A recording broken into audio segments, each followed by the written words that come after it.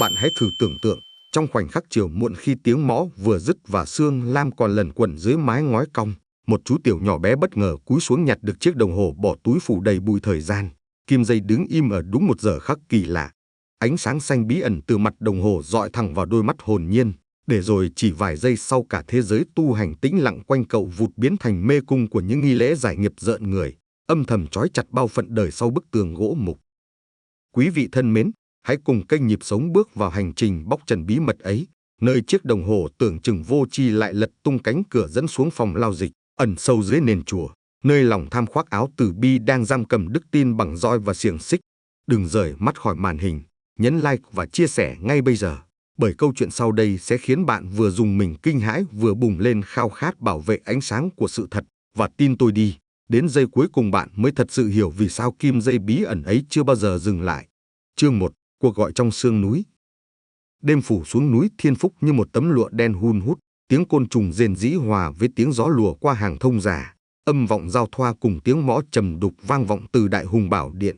Trong không gian mờ sương ấy, Minh Tâm, chú tiểu 12 tuổi mồ côi cha mẹ, nhỏ thó trong tấm áo nâu sờn vai, lom khom quét lá trên lối đá dẫn ra sân sau.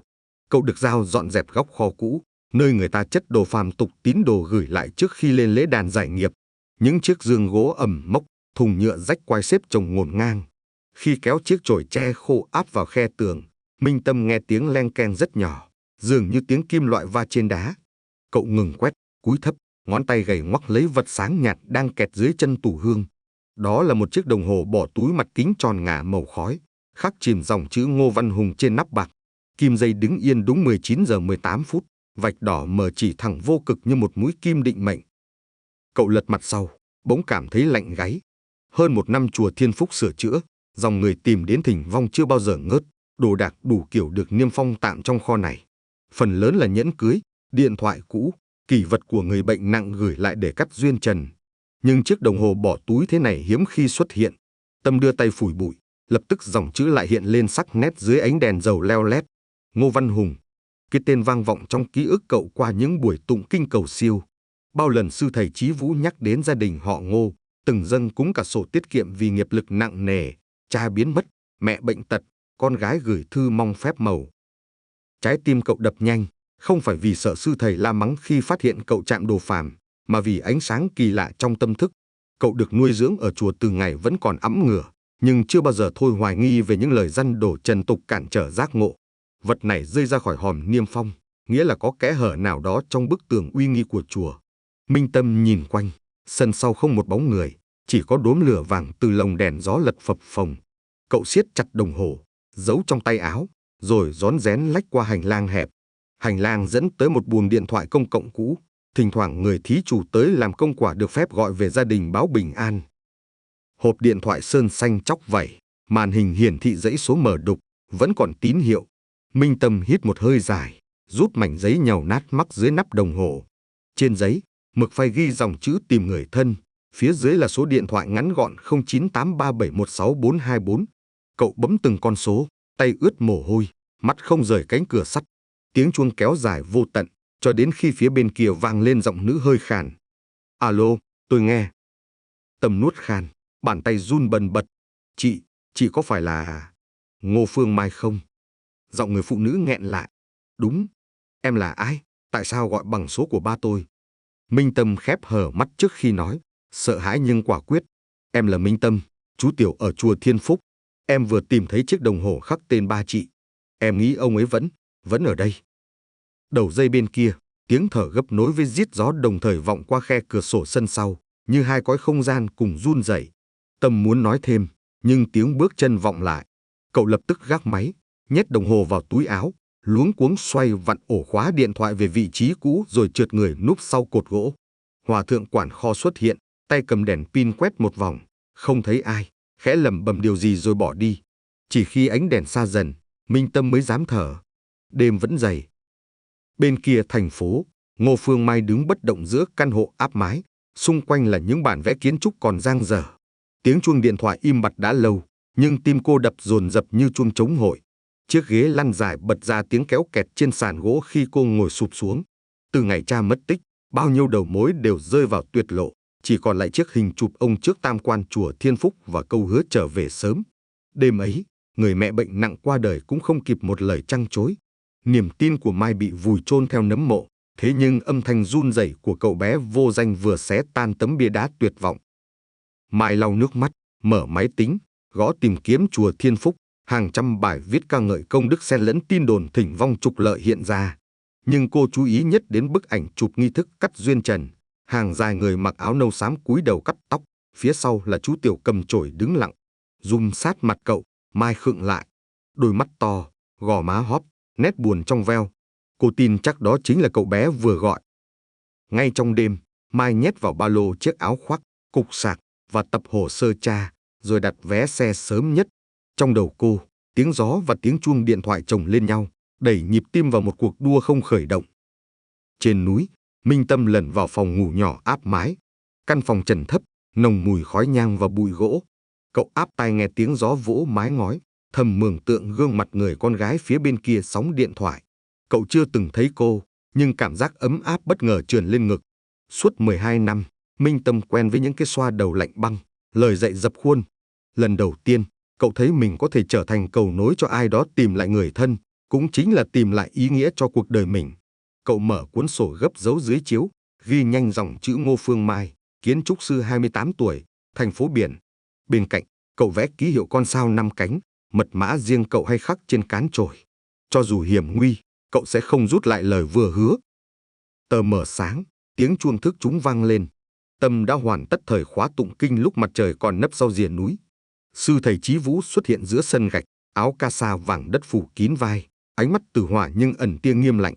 Tâm cúi đầu thật sâu, trụ trì điểm qua danh sách công việc, sau đó giao cho Tâm quét hành lang dẫn tới khu điện linh giác nơi cất giữ những đồ vật chư tăng tịch thu từ tín đồ. Tim Tâm đánh thót, đó chính là lối hầm thông xuống kho bí mật mà cậu mới phát hiện gần đây, nối thẳng phòng truyền kiếp. Khi nắng sớm vừa tỏa lên sân, Minh Tâm nhận chổi, lặng lẽ tiến vào hành lang đá. Bệ tượng Phật dày khối, lớp rêu bám xanh, nhưng dưới chân bệ che một phiến đá lát hơi xô lệch. Tâm nhìn quanh, không ai để ý, kéo nhẹ phiến đá, hở ra khe hầm tối. Hơi lạnh bốc lên kèm mùi ẩm nồng. Cậu len một mảnh liềm dỉ chèn tạm để phiến đá không sập. Đồng hồ bỏ túi quấn trong vải lót sát thắt lưng, gõ nhẹ nhẹ theo từng nhịp thở. Cậu phải giữ nó an toàn, chờ khi chị Mai lên núi. Giữa lúc cúi xuống, tiếng gót gỗ vang dồn. Một nhà sư trẻ đi ngang, hỏi vặn, tại sao chưa quét bên kia sân? Minh Tâm khép đôi vai, đáp khẽ, con kiểm tra khe thoát nước bị tắc, lát con làm bên kia. Nhà sư gật đầu bỏ đi. Cậu hít sâu, nỗi lo càng cháy rát. Nếu bị phát giác dấu vật phàm tục, cậu sẽ chịu phạt nhịn cơm, tệ hơn, bị buộc xuống tóc lại từ đầu, xóa bỏ pháp danh. Nhưng lòng cậu lúc này cứng như đá, quyết giữ lời hẹn. Chiều hôm đó, chuyến xe khách lắc lư qua con đường quanh núi, dừng trước cổng phụ Thiên Phúc. Ngô Phương Mai khoác ba lô, ngẩng nhìn cánh cổng gỗ đỏ chạm rồng bay, lòng hỗn độn kinh ngạc và căm giận. Cô tiến đến phòng khách bên hông tam quan, trình bày muốn thăm chùa cầu bình an. Người trực quầy tiếp tân cười nhã nhặn, viết phiếu, dặn giờ tham quan, nhưng tuyệt đối cấm vào khu nội viện. Mai gật đầu, giấu ánh nhìn sắc lạnh. Cô vòng qua dãy hành lang, mắt lia tìm bóng áo nâu trẻ con.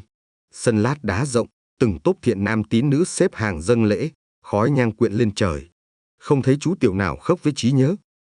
Bất chợt, giữa biển người, một chiếc chổi tre vung nhẹ, gõ vào đế đá 3 nhịp. Mai ngoảnh lại, chú tiểu nhỏ, áo nâu thâm, mái tóc lơ thơ lộ ra vết cạo chưa liền ra, cúi xuống tiếp tục quét, nhưng bàn tay để hở ra hạt chuỗi màu gỗ sẫm. Trên hạt thứ nhất, duy nhất, khắc chữ H tim Mai nảy lên. Cô sải bước nhanh, chạm nhẹ vai cậu. Minh Tâm không ngẩng đầu, chỉ nghiêng tay để chuỗi trượt tới mắt cô. Bàn tay còn lại tựa vào chuôi chổi, khắc hình sao 5 cánh bằng than cháy, biểu tượng cậu từng vẽ trong sổ. Không lời, không ánh mắt, chỉ có gió thổi ngang sân và tiếng mõ xa xăm. Sự im lặng ấy mãnh liệt hơn vạn lời. Mai hiểu, nhưng cô chưa kịp hỏi, hòa thượng quản sự xuất hiện, gọi Minh Tâm chuyển lễ phẩm lên điện lễ. Chú tiểu vâng lời, đi theo, không ngoảnh lại, chỉ thoáng giơ chiếc chổi, đầu gậy bấm nhẹ xuống khe đá 3 nhịp như gửi mật mã. Mai nuốt nước bọt, lòng dậy sóng. Chiếc chuỗi tay khắc chữ H hiện nguyên hình bằng chứng, đồng thời là lời nhắn, Ngô Văn Hùng vẫn ở trong khu chuyển kiếp. Cô rời sân, tìm quán nước dưới chân tam quan, lập tức nhắn tín hiệu cho phóng viên Lê Thái Dương, người bạn cô quen qua diễn đàn công lý xã hội. Dương đang trên đường với flycam mini và thiết bị thu hình. Kế hoạch lấy chứng cứ, cứu cha, bảo vệ cậu bé khai sinh ngay khoảnh khắc ấy. Hoàng hôn nhuộm tím vặt núi, tiếng chuông công phu vang dài. Trên tầng gác chuông, Minh Tâm kéo sợi dây chuông nặng, mỗi nhịp vang rền lay động lòng người. Trong tiếng ngân, cậu nhìn xuống sân, thấy Phương Mai đứng lẫn vào dòng người, hướng mắt lên mình, khẽ gật. Cậu đáp bằng cú kéo dây mạnh hơn, âm vang lan mãi, như lời thề lặng lẽ rằng, đêm nay hoặc muộn nhất đêm mai, sự thật sẽ rời bóng tối bước ra ánh sáng, dù có cuốn cậu vào pháp trường tĩnh lặng của tu viện này. Bóng tối lại tràn xuống, nhưng ngọn lửa nhỏ đã nhen lên trong hai con người xa lạ. Một chú tiểu mồ côi sống trong kỷ luật sắt, một kiến trúc sư mang đầy vết sẹo ký ức, cùng đứng trước ngôi chùa sừng sững tựa thành lũy niềm tin. Sợi dây mong manh nối họ là chiếc đồng hồ dừng kim giây lúc 19 giờ 18 phút, nhưng cường độ thôi thúc của nó mạnh hơn mọi tiếng mõ dậy buông bỏ nghiệp duyên. Họ chưa biết tới đường hầm ẩm thấp, phòng chuyển kiếp hay sổ công đức hai cột. Tất cả sẽ cuộn dồn phía trước, nhưng ngay bây giờ, trong trái tim họ, một nhịp trống mới vừa khởi sự, vang lên những tiếng đầu tiên của khúc hành tiến vào mê lộ. Chương 2. Trở lại Thiên Phúc. Tiếng còi xe vừa dứt, Ngô Phương Mai bước xuống bến dốc cạnh chân núi, sương sớm quyện hơi xăng thành lớp mờ ẩm bám mặt kính. Cô kéo dây áo khoác, gạt lọn tóc bết mồ hôi sang mang tai, cảm nhận mùi nhang trầm thoảng từ đỉnh Thiên Phúc dội xuống như một lời mời vừa ngọt vừa rờn rợn. Ngoài cổng phụ chùa, mấy quầy hàng rong bày chiếu cúng, vòng trầm, chuỗi hạt chen nhau mời khách. Mai lướt qua ánh mắt chào hàng, tay ghi chặt tập hồ sơ kẹp trước ngực, bên trong là tấm ảnh cha và bản dựng sơ đồ khu nội viện em tìm được trên mạng diễn đàn đạo tràng. Cánh cổng gỗ đỏ lộng kết hoa văn rồng phượng mở hé, tấm bảng ghi giờ tham quan lắc lư trong gió. Người tiếp tân áo lam dáng cao lịch thiệp cúi chào, nụ cười mỏng như giấy. Mai điềm nhiên đăng ký dưới tên giả Trần Khánh Linh, lý do lên chiêm bái cầu may đầu năm. Cô biết rõ hôm nay giữa tuần, lượng khách vắng, quá thích hợp để quan sát mà không tạo chú ý. Người tiếp tân đưa thẻ giấy, dặn không được tự tiện qua cổng nội viện phía tây, nơi chư tăng nhập thất. Mai gật đầu, mỉm cười, nhưng mắt vẫn dõi qua những bậc đá dẫn sâu vào sân lớn. Khoảnh khắc cô bước qua cột đá thứ 3, mùi gỗ thông ẩm và trầm hương pha lẫn gió núi ập tới, đánh thức những ký ức chồng chéo tưởng đã chôn cùng nấm mộ mẹ. Trên bậc tam cấp, hàng chuông gió treo cao thỉnh thoảng rít lên đứt quãng, mỗi tiếng ngân hớt đuôi vang trong hốc tim nhói buốt. Cô đưa tay khẽ chạm nhịp tim, tự trấn tĩnh rằng cha còn sống, cậu bé kia chắc chắn không lừa dối. Ở sân chính, đoàn khách lác đác đứng chờ nghi thức cầu an. Thầy hướng dẫn giọng trầm ấm đọc bài kệ, giới thiệu lịch công phu. Mai len vào hàng, giả bộ lắng nghe. Trong góc nhìn, vài chú tiểu tất bật kéo xe gỗ chở nhang, khăn ướt. Một bóng nhỏ hơn cả, gầy gò, đầu hơi lóe ánh mặt trời trên lớp tóc lưa thưa, đang quét lá sát bờ tường. Tim Mai đập dội, vì quãng tóc sẫm ấy giống hệt bóng trẻ cô đã phóng to trong bức ảnh mạng đêm qua. Cẩn trọng, cô dịch dần vị trí, trùng góc quét của cậu. Minh Tâm cảm nhận bước chân lạ dây dưa phía sau. Cậu không ngoái đầu, vẫn đều tay quét, nhưng nâng cán chổi cao để Mai thấy mặt gậy khắc hình ngôi sao 5 cánh, nét than mới nứt chưa kịp phai. Cậu dịch nửa bước, đầu chổi chạm khẽ gót giày cô, giả lơ thổi tạt bụi về phía tường để tránh gây chú ý. Mai cúi nhìn, nhận ra trên cổ tay cậu lấp ló chuỗi hạt nu màu gỗ mun, hạt thứ nhất khắc chữ H chìm. Cô suýt bật tiếng. Lúc ấy, quản sự áo nâu sòng tiến đến, gọi to lệnh chuyển lễ lên chính điện. Minh Tâm vâng lời, cúi chào, định đẩy xe gỗ đi. Bàn tay cậu khẽ lật túi áo, chuỗi hạt trượt vào lòng bàn Mai nhanh như gió. Sợi chuỗi chịu ấm, khác hẳn hạt nhựa mới, đường khắc hơi mòn, gờ bạc lau nhiều năm. Mai nén cơn run, giấu vật vào túi quần jean, nhìn theo Tâm dạo bước qua sân, ngược lên dãy bậc đá dẫn về phía tây. Cô định bước theo, sau một thầy giám tự đột ngột chắn ngang, lễ độ đề nghị khách giữ trật tự, chỉ lối lên điện bái sám. Mai khẽ cúi, đành tạm quay hướng quảng trường đá, quyết tâm tìm cơ hội khác. Trong đầu cô, bao suy đoán xoắn lấy nhau, vì sao Minh Tâm có chuỗi của cha, chuỗi ở đâu ra khi đồng hồ vẫn ở chùa, cha bị giam nơi nào. Những câu hỏi ấy thúc cô mau hành động trước khi mọi bằng chứng biến mất. Trên tầng lầu khánh thờ, Minh Tâm đặt xe gỗ xuống hiên, thở hắt. Cậu thoáng ngoái ra sân, thấy Mai bị dẫn đi hướng khác, tim thắt lại. Chuỗi hạt trao đi chính là lời hứa giữa họ. Bằng chứng thứ hai khẳng định người đàn ông tên Ngô Văn Hùng từng hiện diện, hoặc vẫn hiện diện sau bức tường kia.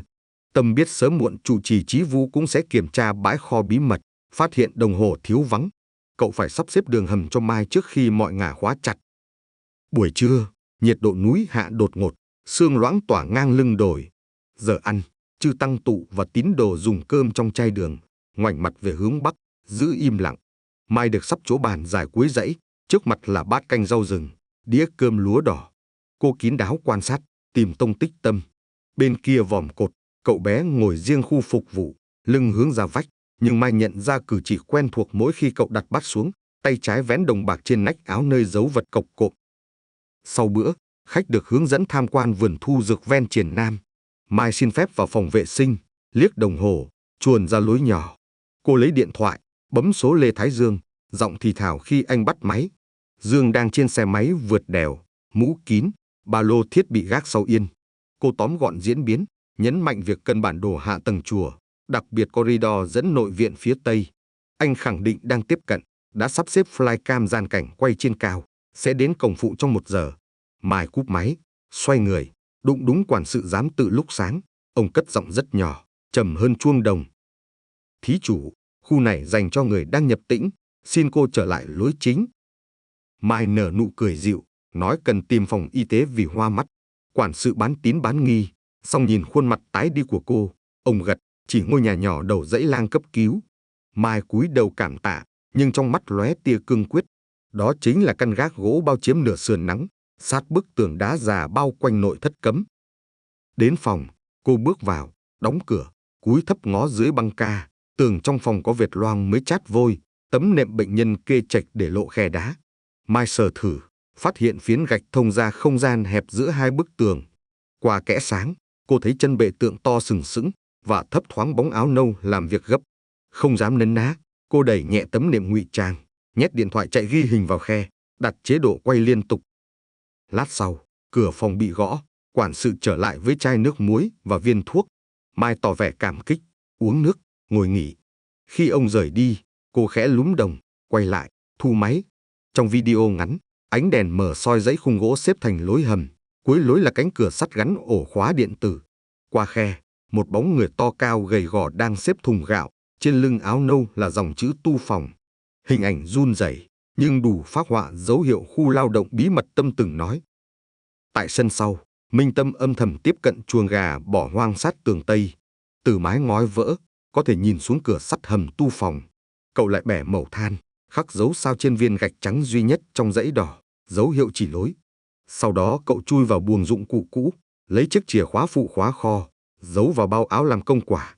Dự tính đêm tới, khi tiếng tụng thời kinh hộ pháp dâng lên át mọi tiếng động, cậu sẽ dẫn Mai lẻn qua khe đá, rút chốt chặn hầm. Cuối chiều, Mai phục ở vườn thuốc Bắc, Mai bắt gặp Tâm lần nữa. Trời vừa tạnh mưa, mặt đất lấm tấm hoa ngâu tàn. Cậu giả vờ nhặt lá thuốc, rồi bất ngờ bước cắt qua lối cô, tay khum ngón thà mảnh giấy xuống gốc ngâu. Không kịp nói, cậu đã khuất sau lối rẽ. Mai cúi vội, mở tờ giấy ướt, 2 hàng chữ mảnh hiện lên. Chị đi cổng sau nhà y tế, xuống khe, thấy sao khắc, đợi chuông đêm. Nét chữ non nớt nhưng chắc tay. Mai run lên, như nhận mật lệnh tối khẩn trong chiến dịch sinh tử. Cô hít sâu, giấu mảnh giấy, dạo bước ra cổng chính, giả vờ đã hết hoa mắt, hòa với đoàn khách xuống núi. Ra bãi đỗ, xe máy của Dương tới kịp, anh nháy đèn 3 lần, tín hiệu an toàn. Mai leo lên yên sau. Trong quán ăn lợp mái gỗ dưới thung lũng, họ ngồi cuối góc, nghe gió lùa qua phên tre. Dương mở laptop, chiếu hình flycam quét toàn khu, vạch sơ đồ đường đi. Phía tây chùa là bức tường đá già cao gần 4 mét, nhưng camera cho thấy một đoạn nứt bị xói, bên dưới cây sung cổ rễ tua tủa. Anh phóng to, nhận ra viên gạch trắng sát gốc. Mai bóp chặt tay anh, khớp đúng ký hiệu sao Tâm khắc. Họ thống nhất kế hoạch, đêm nay Dương sẽ men đường sườn rừng, hạ flycam đối phó người gác. Mai lẻn theo khe đá vào hầm, lấy bằng chứng vị trí cha, dẫn ông thoát lòng đất khi cổng phụ mở phát gạo lúc 3 giờ sáng. Đêm rơi nhanh trên núi, những áng mây đen níu nhau phủ kín mặt trăng. Lễ hộ pháp bắt đầu, chuông trống rền vang, toàn chùa sáng vàng dưới hàng trăm ngọn nến. Minh Tâm ở hàng dưới cùng, nến trong tay run trước gió, ánh sáp chạy thành giọt bỏng ra. Cậu ngước, thấy Chí Vũ đứng giữa đại hùng bảo điện, ánh mắt khép hờ như nhìn thấy điều gì vượt khỏi phàm nhân. Thầy chậm rãi tụng kệ, nhưng mỗi âm ngân rót vào lòng Tâm tiếng cảnh báo. Cậu biết người đứng kia tinh ý khôn lường, chỉ cần một sơ hở nhỏ, đời cậu và Mai sẽ vỡ vụn. Khi đại chúng cúi đầu đảnh lễ vòng thứ 3, Tâm lách khỏi hàng, lấy cớ thay nến cũ. Cậu luồn qua hiên, rẽ xuống nhà kho. Cửa kho đã khóa, nhưng chìa phụ trong tay xoay nhẹ nghe tách nhỏ. Bên trong mùi cổ vũ dội lên, bóng tối gợn hơi lạnh. Đồng hồ bỏ túi của ông Hùng cậu giấu sâu trong hộc gỗ, nay cậu mang ra, đặt vào túi vải, phòng trường hợp chứng cứ chuỗi hạt chưa đủ. Trên vách, tiếng loa đọc tên danh sách thành tâm công đức vang róc rách như mưa rừng. Minh Tâm siết chặt tay, khẽ đẩy cửa. Bờ tường hầm ngay chân bệ tượng như con thú nằm ngủ. Cậu chỉnh lại miếng đá lòng, nới rộng khe, ánh đèn dầu từ kho hắt xuống bậc thang mở. Cậu để sẵn chốt gài lòng, đủ để Mai lách vô khi cô tìm thấy ký hiệu sao. Khoảng khắc cuối của ngày dài dã rời, Mai đứng khuất sau gốc sung chằng chịt rễ, hơi thở quyện mùi đất ướt. Vòm trời xám cho không trăng, ánh đèn điện tử thỉnh thoảng quét qua con đường mòn. Cô ngước nhìn viên gạch trắng, hình sao khắc than lấp ló, tim đập dữ dội. Trên đỉnh mái che, chuông đồng gióng 3 tiếng ngân, điểm canh giờ đầu đêm. Chính lúc đó, điện thoại trong túi cô rung nhẹ, tin nhắn một dòng từ số lạ. 3 tiếng chuông, cổng hầm mở, sister hãy tin. Không cần đoán, cô biết là Minh Tâm đã liều nhắn. Mai nén tiếng nấc, ngón tay bấm đèn pin, giấu ánh trong vạt áo, cúi luồn qua khe nứt, từng viên đá nhọn cào rách ra. Hương trầm loãng theo gió từ lỗ thông khí hầm, tiếng vòi nước nhỏ giọt, cùng tiếng bước chân ai đằng xa. Cô trườn hết thân qua khe, chạm bậc thang, ngửi thấy mùi gạo mốc trộn mồ hôi người. Bên ngoài, dương hạ flycam ngang vách hậu, ánh hồng ngoại lia quét, ghi hình phòng tu phòng sâu trong. Anh nhìn màn hình, thấy bóng đàn ông tóc đã muối tiêu đang khiêng bao gạo, gù lưng, cổ tay đeo sợi vải bẩn cột y phục. Dáng đi siêu, nhưng Mai vừa kể cha cô thuận tay phải, thường bóp cổ áo mỗi khi mỏi. Bóng này cũng bóp cổ áo đúng thói quen đó. Dương bật kênh radio nội bộ, nhẹ giọng hướng dẫn cộng sự dưới hầm. Mai, rẽ trái 10 bước, trước mặt có cửa sắt đỏ khóa điện, tầng trần cao, cha chị có thể ở kho gạo sát mé. Tiếng Mai thì thào đáp, hơi ngắt vì thở gấp. Thấy rồi, khóa có điện led xanh, đang tìm bảng điều khiển. Dương liếc màn, zoom thêm thấy Minh Tâm ở đầu hành lang, tay cầm mâm nến, che lưng Mai, như ngọn lửa bé giữ cửa trước cơn bão. Đúng lúc ấy, camera hồng ngoại bắt tín hiệu chuyển động sân chính. Thầy Chí Vũ rời lễ đàn, tiến thẳng về hướng nhà kho. Thời gian rút ngắn còn tính bằng nhịp tim. Hơi thở Dương lạc nhịp khi thấy bóng áo ca vàng ngả nhanh trên màn hình. Anh nói dứt gọn, Mai, thầy trụ trì đang tới, nhanh giải mã. Trong hầm, Mai bật áp nối dây đỏ xanh ở hộp điều khiển, phá mạch từ. Tay cô ướt mồ hôi đến chảy, nhưng ký ức lớp điện công trình giúp cô đoán đúng mạch ngắt rôn. Khóa tách cạch, cửa hé. Hơi lạnh bao gạo ùa ra, lẫn mùi cơ thể người. Ánh pin dọi đến góc tường. Mai thấy một người đàn ông chạc 50 quỳ bên bao vải vụn, tóc điểm trắng, tay phải bóp cổ áo, đúng cử chỉ của cha. Ba, tiếng gọi đứt nghẹn, nhẹ đến nỗi Minh Tâm chợt dừng thở. Người đàn ông chậm rãi ngẩng mặt, đôi mắt chúng sâu lóe tia sáng, như ánh hỏa châu soi qua đêm tối mịt nhân sinh. Khoảnh khắc ấy, trên sân chính, Chí Vũ đã bước tới bờ lan can, mắt quét tường rêu, tay lần tràng hạt đen bóng. Gió nâng vạt áo thầy, dựng lên hình Phật mở trong đêm, nhưng dưới tầng hầm, con người phàm tục vừa nổ tung lớp xiềng vô hình. Ngọn lửa nhỏ từ chú tiểu 12 tuổi cháy rực, dẫn một gia đình vượt qua mê lộ trấn áp bởi lòng tham đội lốt giáo lý. Bài kinh đêm vẫn ngân, nhưng âm ba trong lòng họ biến thành tiếng chống thúc một cuộc báo ứng sắp sửa phơi bày trước bình minh. Chương 3. Kim dây dừng lúc 19 giờ 18 phút. Hơi lạnh hầm ngầm phả lên thành xương mỏng đọng trên má, nhưng Ngô Phương Mai vẫn giữ chặt tay cha, chìm trong khoảnh khắc đoàn tụ vỡ òa sau những năm trời tưởng ông đã quy y phương ngoại. Ông khẽ run, giọng khàn vỡ thành tiếng rên vì lâu ngày không nói, đôi vai chĩu như dính đá.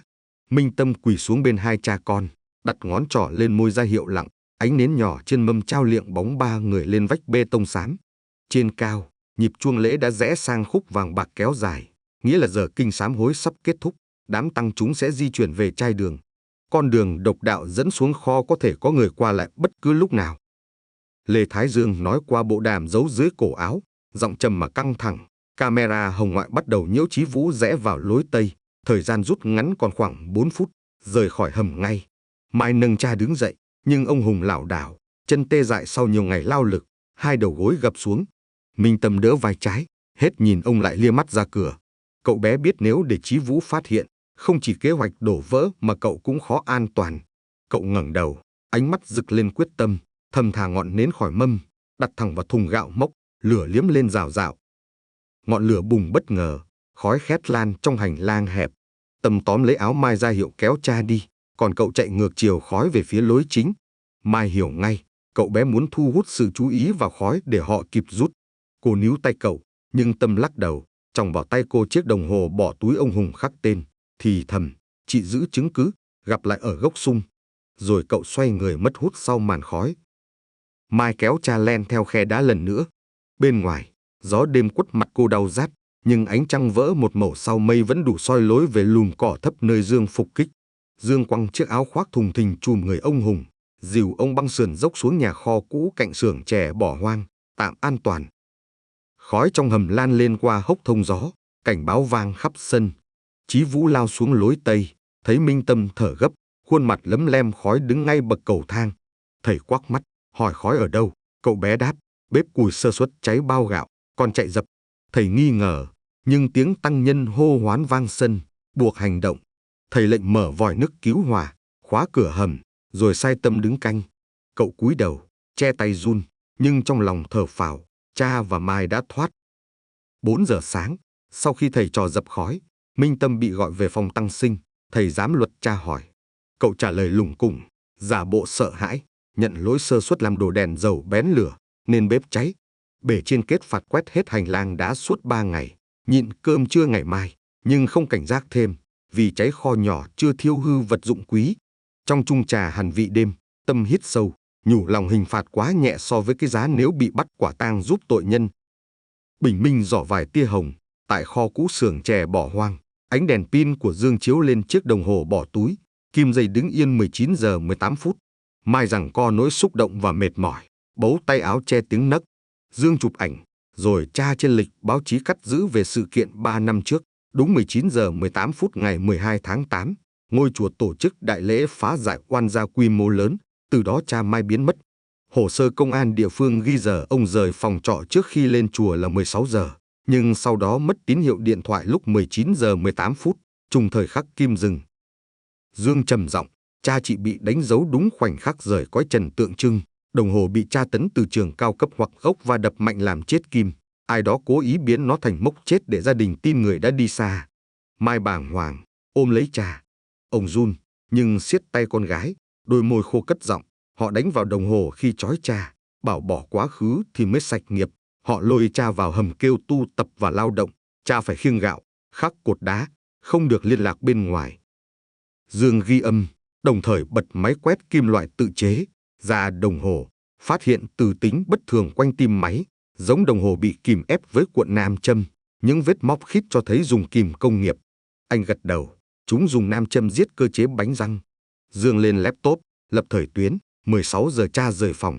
18 giờ 15 phút có clip live đại lễ trên trang chùa, 19 giờ 20 phút tín đồ xuống núi, 19 giờ 18 phút là điểm mù không clip nào ghi hình, camera gánh lễ bỗng tắt 2 phút. Anh đoán 19 giờ 18 phút chính là lúc nhóm trụ trì chuyển người trả nợ vào hầm.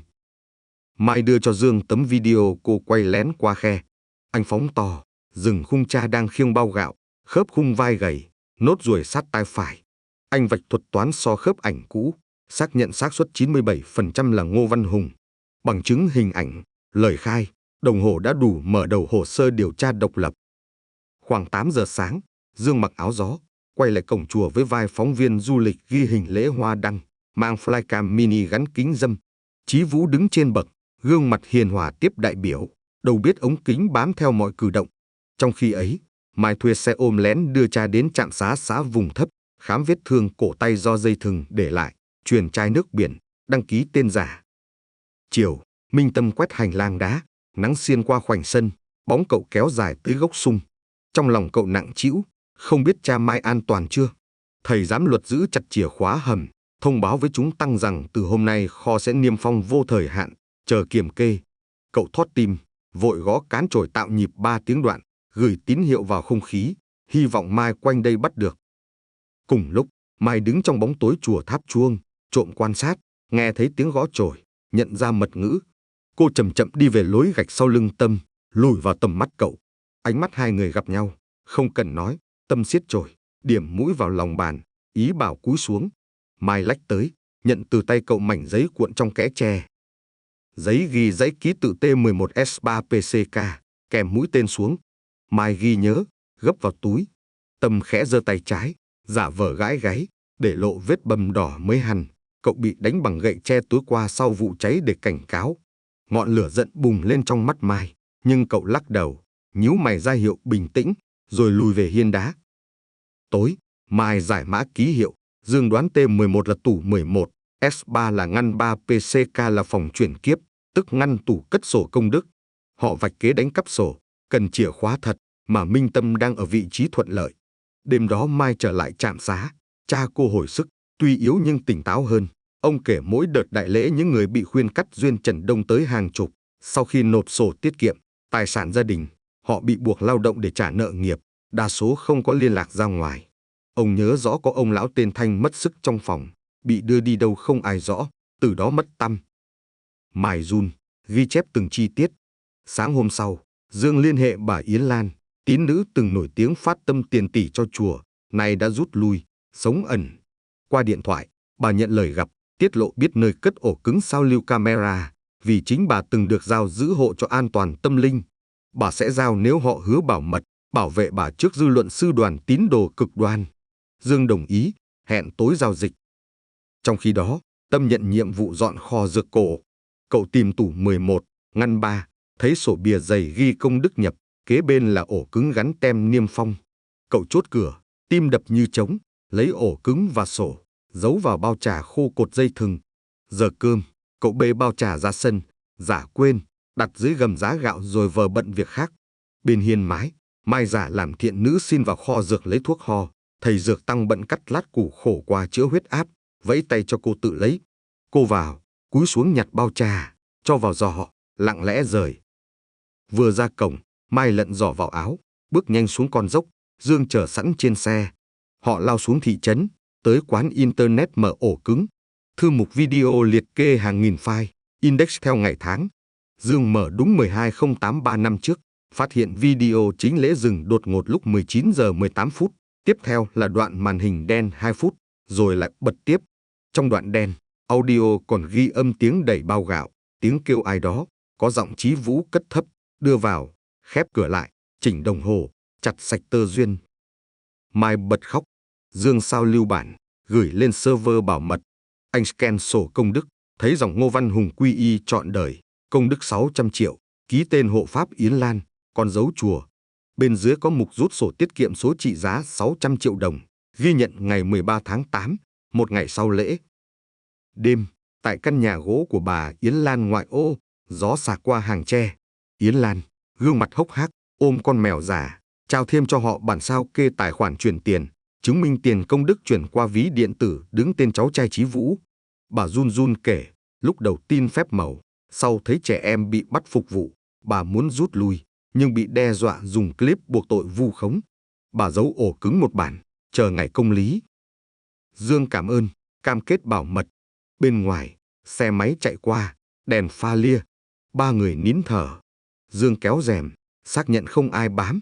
Trong căn phòng gỗ, ánh đèn vàng chiếu lên đồng hồ 19 giờ 18 phút đặt giữa bàn, lặng lẽ đánh dấu phút giây họ vượt ngưỡng sợ hãi để đi tiếp. Rạng sáng ngày thứ ba, Minh Tâm bị gọi vào phòng giám luật. Thầy quản kho báo thiếu ổ cứng và sổ công đức, nghi bị trộm. Trên camera hành lang, bóng chú Tiểu ốm lách kho dược dễ nhận diện. Chí Vũ ngồi ghế cao, đôi mắt sâu thăm thẳm sau cặp kính, lục chuỗi hạt chậm rãi, hỏi, con muốn phản bội cửa Phật à? Minh Tâm quỳ, môi trắng bệch nhưng yên lặng. Thầy nâng cầm cậu, ánh mắt lộ tia thép, gằn, đồ cũ thuộc về ma nghiệp, động vào là gieo họa, con phải xuống tóc lại, sám hối 30 ngày. Đao cạo đầu đặt trước mặt, chuôi đen nạm bạc. Sư hạnh giơ cao, đường tóc cậu sẽ bị dọc sạch, xóa pháp danh, ràng buộc vĩnh viễn. Nhưng ngay lúc lưỡi đao lóe lên, chuông điện thoại bàn phòng giám luật đổ chuông. Người trực thoáng ngạc nhiên, vội bắt máy, nghe tiếng quát gấp của công an tỉnh yêu cầu gặp ngay chủ trì về đơn tố giác lừa đảo tín ngưỡng. Chí Vũ co tay, lườm Minh Tâm, rồi phẩy áo ra cửa. Lưỡi dao dừng trên mái tóc lơ thơ của cậu, Cậu nghe tim mình hát bài ca tự do chưa kịp hoàn thành, nhưng biết bên ngoài những bàn tay can trường đang lôi ánh sáng tràn vào tường kín. Cùng giờ đó, Mai và Dương ngồi trước trụ sở công an tỉnh, nộp ổ cứng, sổ công đức, clip tiếng Chí Vũ đổi mật mã đồng hồ lúc 19 giờ 18 phút kèm lời chứng Yến Lan và đơn ký tên Ngô Văn Hùng. Chiếc đồng hồ bỏ túi đặt lên bàn điều tra, kim dây chết vẫn trỏ vào dây 18, như mắt lặng lẽ chứng giám cuộc chơi kéo dài 3 năm, giờ đối diện lưỡi cưa công lý. Khi xe cảnh sát hú còi lao lên dốc Thiên Phúc, mây sáng vỡ thành dải cam rực phía đông, Minh Tâm áp tay lên ô cửa phòng giám luật, nghe động cơ xe ù vang, nở nụ cười nhẹ, mái tóc chưa bị cạo rung khe khẽ. Trong túi áo nâu sờn, cậu còn giữ một mẩu giấy khác, vẽ con sao 5 cánh và chữ hy vọng, dành cho ngày tự do đến với mọi trẻ mồ côi bị giam trong mê tín đội lốt lý tưởng. Hành trình vẫn dài, nhưng nhịp kim đồng hồ đã bẻ khỏi vòng tròn định số.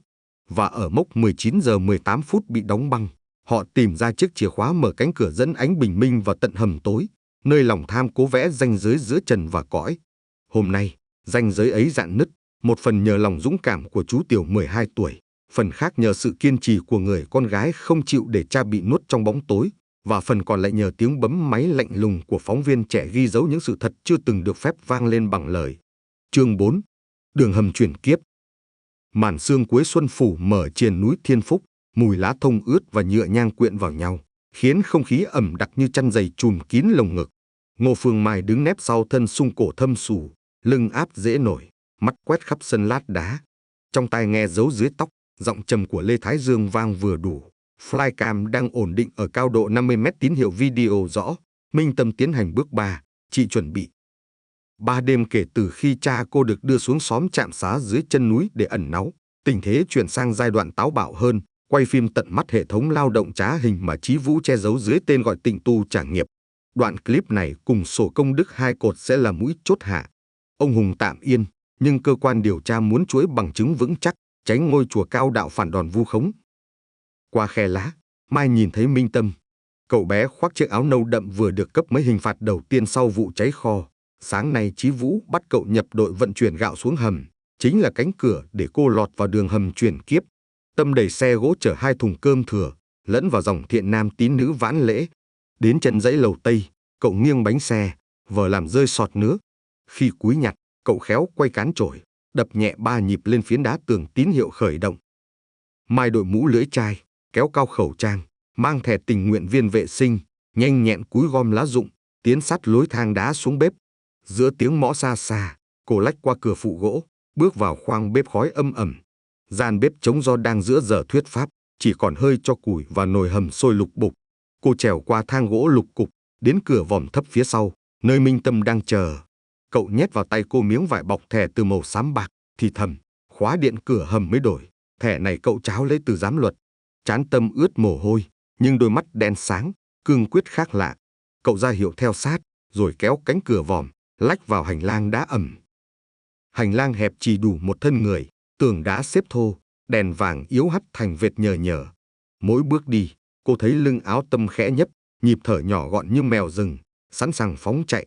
Dọc tường, rãnh thoát nước nhỏ khô cong, lăn lon thiếc rỗng lóc cóc, có lẽ để cảnh báo người vượt phép. Họ đến cánh cửa thép dày, trên bề mặt dán dòng chữ phòng chuyển kiếp, bên cạnh gắn đầu đọc thẻ từ. Tâm đặt tay lên máy quét, mắt dõi hành lang. Mai khum máy camera gài ngay túi áo, bật chế độ ghi 4K góc rộng, đặt lên ngực, quẹt thẻ. Đèn đỏ chuyển xanh, ổ khóa khẽ tách, cánh cửa nặng nề mở ra, hơi lạnh cỡ hang núi cuốn trùm da thịt. Bên trong, vách phòng loang ánh huỳnh quang xanh bệnh, sàn xi măng đánh dầu đen loáng, hắt bóng người méo mó. Mùi mồ hôi ám axit chen lẫn hương gạo mốc. Tận cùng phòng, 5 bóng người cơ thể gầy guộc cúi gập bê bao gạo nặng lên băng chuyền gỗ.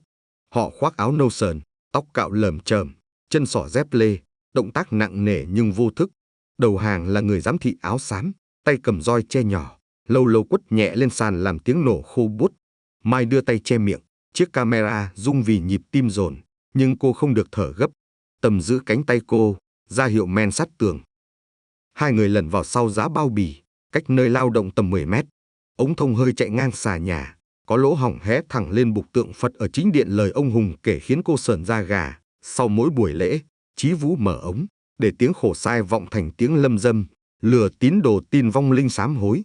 Giờ tận mắt, Mai thấy luồng hơi mỏng từ ống tụ xuống như khói ma, thấm lưng áo ướt của những tín đồ. Gã giám thị quát, thêm lực cho nghiệp, phải nhớ gánh nghiệp bằng thân xác mới mong giải thoát. Roi vung, giết trên không. Máy quay không bỏ sót chi tiết. Minh Tâm đợi lúc gã giám thị quay lưng, thì gật rất khẽ. Mai nhích, lia camera sang phải, bắt trọn mặt một lao công, ánh đèn soi gò má lõm, đôi mắt đục tuyệt vọng. Cô cắn môi đến bật máu. Không chỉ cha cô, ở đây còn bao nhiêu người khác. Cô hạ giọng, cần ghi dấu ngày giờ. Tâm thì thào, 19 tháng 3, 9 giờ rưỡi sáng, khóa mới lắp sau vụ khói, chứng minh họ vẫn giam người sau tai nạn cháy. Đột ngột, còi báo vang dội. Gã giám thị nghe tín hiệu, quay phắt, mắt quét phòng. Minh Tâm kéo mạnh tay Mai, ép cô xuống gầm kệ gỗ, hai thân người nén sát sàn lạnh. Giám thị sải bước dọc phòng, dương đèn pin dí vào hốc, tia sáng lướt qua kệ nhưng chưa rọi gầm. Tâm nín thở, tay nhích túi áo sẵn viên đá, lỡ bị phát hiện cậu sẽ quăng đánh lạc hướng. Nhưng còi tắt, loa phát lệnh dưới bếp cần người đổi ca. Giám thị cáu kỉnh rời phòng, cánh cửa thép sập đùng, khóa điện kêu tạch tách. Nguy cơ qua đi, Mai run rẩy nhưng ánh mắt rực lửa. Cô hỏi Tâm bằng mắt, làm sao lấy được sổ công đức? Cậu giơ hai ngón tay, rẽ trái hầm phụ, lấy hộp sắt. Họ men lối nhỏ phụ, vượt dãy kệ cũ, chạm tủ thép cao chạm trần. Ổ khóa điện tử màn hình cảm ứng. Tâm bấm mật mã 081-218 chính hôm đồng hồ cha cô chết kim. Cậu trộm nhìn quản sự nhập hôm qua. Khóa bật, cánh tủ hé, bên trong xếp 5 quyển sổ dày, gáy khắc chữ công đức tạm giữ. Tâm rút quyền thứ 3, đưa cô, rồi lấy thêm xấp phiếu nộp tiền, tất cả nhét vào túi vải đóng dấu kho dược. Tiếng chân lại vang xa. Họ đóng tủ, lui về góc, trượt vào hốc tối dẫn ra hành lang phía bếp, dựa đúng lỗ thoát nước đã dỡ. Vừa chui ra, cửa vòm bếp bật mở, tiếng xong nồi gõ, vọng bước chân tăng sinh. Mai và Tâm nằm bẹp sau đám củi cũ. Hai sư anh kéo bao củi vào, trò chuyện rằng giám luật sắp cho kiểm kê hết kho, người lao động sẽ chuyển trại lên Thượng Sơn, tránh tai mắt thế tục. Mai toát mồ hôi, họ sắp tẩu tán nhân chứng. Khi gian bếp vắng, Minh Tâm kéo Mai chạy men lối cũ, trồi lên sân vườn thuốc. Nắng xiên qua tán ngâu, chim rừng hót xe sẽ, cảnh vật an yên đến đáng sợ so với hầm tối vừa rời. Tâm trao cô túi vải, dặn lối ra gốc sung có dương. Còn cậu phải quay về đội bốc gạo trước khi bị ghi thiếu ca. Mai siết tay cậu, mắt nhòe lệ, dặn cẩn trọng, chắc chắn trở lại. Tâm chỉ khẽ cười, nụ cười trẻ thơ lấm khói nhưng kiên gan. Cậu quay lưng, bóng nhỏ hòa vào màu áo nâu khắp sân. Dưới gốc sung, Dương bấm đồng hồ, hoàn tất hạ flycam. Mai lao đến, giao túi chứng liệu. Anh mở, dở sổ, thấy 2 cột số tay và Excel in, chênh lệch 500 triệu đồng mỗi mục, tổng tới hơn 300 tỷ. Phiếu nộp tiền ghi tên Phật tử, còn cột máy tính ghi khoản sám hối phúc thí thấp hơn một nửa. Khoản chênh chuyển vào tài khoản cá nhân tên Lê Đức Toại, trùng họ Hàng Chí Vũ. Dương thở hắt, chứng cứ tài chính hoàn hảo. Anh tải dữ liệu camera Tâm vừa gửi, file nặng hơn 3 GB, cảnh lao động cưỡng bức đủ khung mặt. Nhà báo trẻ lập tức kết nối máy tính xách tay, mở phòng dựng di động, trộn video hầm với khung flycam bao quát chùa, thêm đồng hồ ngày giờ, hiệu ứng chữ chạy đường hầm truyền kiếp bằng chứng trong bóng tối. Anh nén file, cài đặt hẹn giờ phát livestream công khai sau 2 giờ, đủ thời gian chuyển cha Mai khỏi trạm xá lên bệnh viện tuyến tỉnh. Mai nhìn màn hình, nghĩ tới Minh Tâm vẫn kẹt lại, bàn tay lạnh toát. Họ thuê xe 7 chỗ, di chuyển ông Hùng. Xe lăn bánh, Mai ngoái qua cửa kính, đỉnh chuông chùa chìm lừng trong mây, tiếng đại hồng trung chưa vang bong bong, rền như mặc niệm. Cô tự hứa, nếu có thể, phải cứu lũ trẻ khác và Tâm trước khi ngôi chùa quét mọi dấu vết. Gần 3 giờ chiều, video đường hầm chuyển kiếp phát rộ trên kênh YouTube Dương, kèm lời kêu gọi cơ quan chức năng vào cuộc. Tương tác bùng nổ, chỉ trong 15 phút đã vượt 10.000 bình luận, hàng loạt tài khoản tự xưng là gia đình người mất tích kêu tên thân nhân. Truyền thông địa phương bốc máy gọi dồn dập. Mai ngồi trước giường bệnh cha, đọc bình luận, tay siết túi áo có chiếc đồng hồ. Kim dây vẫn chết ở 19 giờ 18 phút, nhưng giờ đây con số không còn là vết đau, mà thành mốc khởi động một chuỗi soi chiếu ánh sáng vào góc khuất tăm tối. Trên núi, Chí Vũ bàng hoàng khi điện thoại nổ liên hồi, clip đang lan thành bão. Thầy đứng giữa sân, những tín đồ bán tín bán nghi vay ánh mắt nhau, trong khi chuông gió sắt treo dưới mái kêu rin rít như tiếng kim loại cứa. Dẫm lên sàn đá, thầy gọi giám luật, lệnh kéo hết người lao động lên Thượng Sơn trước hoàng hôn, xóa mọi dấu tích. Nhưng bên ngoài, xe công an tỉnh đã rồ máy lên dốc. Minh Tâm bị trói nhẹ ở cổ tay, áp giải cùng nhóm bạn tu lên xe bán tải thùng vải. Cậu liếc cửa kho, nơi cánh cửa hầm vừa bị khóa bằng xích mới. Dưới ánh chiều đỏ, đồng tử tâm phản chiếu lưới xích như con rắn quấn, nhưng sâu trong ấy ánh lên tia lửa không chịu tắt. Xe lăn bánh, bụi đỏ cuộn khói nhang, lùa mái tóc thưa của cậu bay rối. Trong túi áo, cậu giữ chặt viên sỏi có hình sao 5 cánh ký hiệu sẽ dẫn mai nếu cậu bị giấu bất kỳ đâu trên dãy núi dài này. Con đường phía trước ngoằn nghèo, nhưng không thể dài hơn bóng tối cậu bé đã quen đối mặt. Phía dưới thung, còi xe pháp luật rít cao, cuộc truy đuổi giữa tham lam khoác áo tử bi và sự thật vừa bước sang hồi quyết liệt, chờ khoảnh khắc hừng sáng bẻ gãy xiềng sắt, cứu những linh hồn bị ép buộc trả món nợ chưa từng vay. Chương 5. Sổ công đức 2 cột. Xe bán tải lắc dữ dội khi bánh nghiền qua lớp đá vụn trên con dốc dẫn vào Thượng Sơn. Trời chiều bảng lảng ánh đỏ nhưng mây xám cuộn đầu ngọn thông báo rông. Minh Tâm ngồi chen giữa 4 chú tiểu lớn hơn, tay bị buộc bằng sợi dây vải tưởng chừng lỏng nhưng thực ra thắt nút chết. Mỗi cú sóc khiến cổ tay cậu rát buốt. Gã lái xe mặc áo khoác dã chiến, mũ lưỡi chai chùm sâu, một tay giữ vô lăng, tay kia kẹp bộ đàm liên lạc liên tục với người tên Quang ở chùa chính. Nội dung gã gầm gừ rất rõ: khóa cổng tam quan, cản báo chí, giấu bọn nhỏ vào lán mộc trên sườn Tây chờ ý chí vũ. Minh Tâm lặng mà mắt không rời khe nhỏ giữa 2 tấm bạt thùng xe.